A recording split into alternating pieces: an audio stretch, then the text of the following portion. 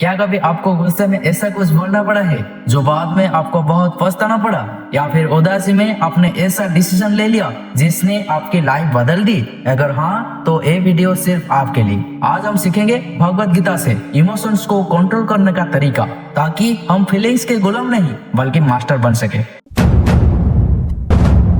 दोस्तों, हमारी पूरी लाइफ इमोशन से चलती है, लेकिन जब यही इमोशंस अनकंट्रोल हो जाते हैं, गुस्सा, डर, ईर्ष्या, लालच हमारी बुद्धि को ढक लेती है। भगवत गीता के अध्याय 2 श्लोक 62 और 63 में साफ लिखा है, जब इंसान बार बार इंद्रियों के विषय पर सोचता है तो उससे आसक्ति होती है, आसक्ति से इच्छा जन्म लेती है, इच्छा से क्रोध, क्रोध से भ्रम, भ्रम से स्मृति का नाश, स्मृति का नाश से बुद्धि का नाश, और बुद्धि का नाश से इंसान का पतन। मतलब अनकंट्रोल्ड इमोशंस हमें धीरे धीरे बर्बाद कर देते हैं।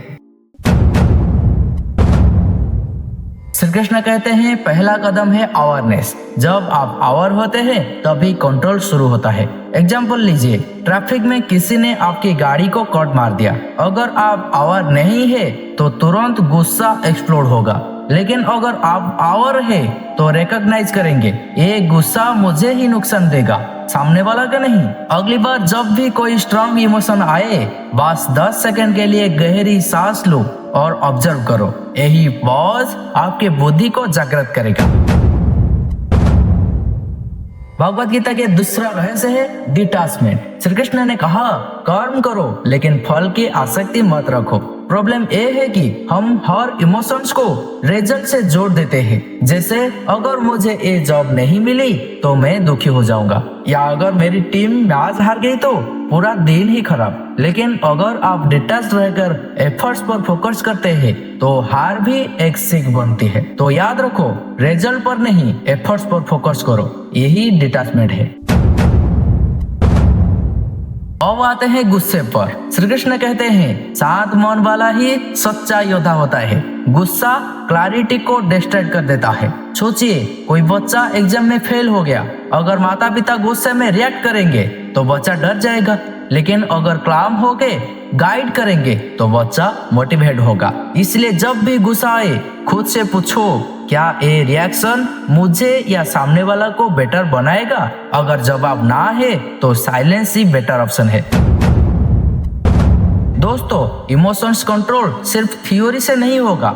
गीता कहती है, अभ्यास और वैराग्य से मन को वश में किया जा सकता है। मतलब प्रैक्टिस और डिटैचमेंट। जैसे जिम में रोज एक्सरसाइज करके बॉडी स्ट्रांग होती है, वैसे ही मेडिटेशन और सेल्फ रिफ्लेक्शन से इमोशनल स्ट्रेंथ बढ़ती है। प्रैक्टिकल टिप, रोज सिर्फ 5 मिनट बैठो, आंखें बंद करो और सांस पर ध्यान दो।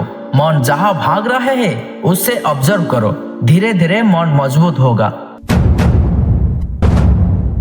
और आखिरी पॉइंट है फेथ और सरेंडर। श्री कृष्ण कहते हैं, जो मुझ पर फेथ रखता है उसका मन हमेशा शांत रहता है। असल फ्रस्ट्रेशन तब आता है जब हमें लगता है सब कुछ हमारे कंट्रोल में होना चाहिए, लेकिन सच ये है कि लाइफ की हर चीज हमारे हाथ में नहीं होती। जब हम हायर पावर पर फेथ रखते हैं तो माइंड नेचुरली शांत हो जाती है। जैसे बोट पानी पर तैरती है, वैसे ही फेथ हमें लाइफ के तूफानों में स्टेबल रखता है।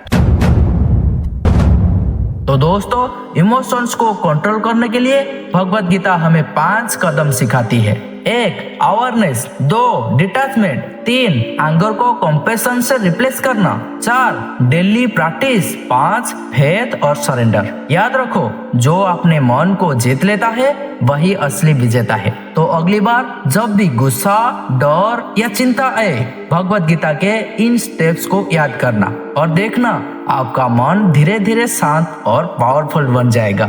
अगर ये वीडियो आपको यूजफुल लगा तो लाइक जरूर करें, दोस्तों के साथ शेयर करें और कमेंट में लिखिए आपके लिए कौन सा इमोशन कंट्रोल करना सबसे मुश्किल है। मिलते हैं अगली वीडियो में, जहां हम भगवत गीता के और सीक्रेट्स डिस्कवर करेंगे। जय श्री कृष्ण।